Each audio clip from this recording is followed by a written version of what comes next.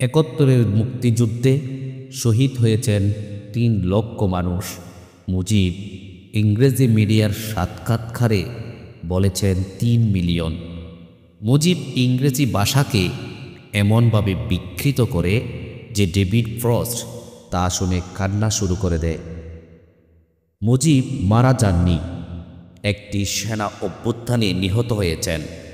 বাকশাল বিদায়ের পরে কোটি কোটি মানুষ রাস্তায় নেমে এসে শুকরিয়া আদায় করেছে। শেখ হাসিনা তার বাপের থেকেও রক্তপিপাসু। শেখ মুজিব এক নায়কতন্ত্রের বীজ বপন করেছিলেন, সেটাকে আরও শক্তপোক্তভাবে ভারতের সাহায্যে প্রতিষ্ঠাতা করেছে শেখ হাসিনা। মেজর জিয়া স্বাধীনতার ডাক দিয়েছিলেন। সুকোল্ড মুক্তিযুদ্ধের আড়ালে এটা ছিল আওয়ামী লীগের দেশকে ভারতের কাছে বেছে দেবার একটা প্রজেক্ট। পাকিস্তান এদেরকে মেরে কি করবে? ওরা কি পাকিস্তানে এসে তাদের খেদমত করবে?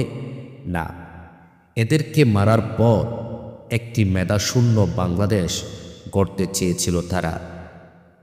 কাউকে জাতির পিতা বা মাতা হিসাবে মানি না। শেখ মুজিবুর রহমানকে হত্যা নয়, বরং ক্রস ফায়ার করা হয়েছে। শেখ মুজিব ছিলেন ভারতের দালাল।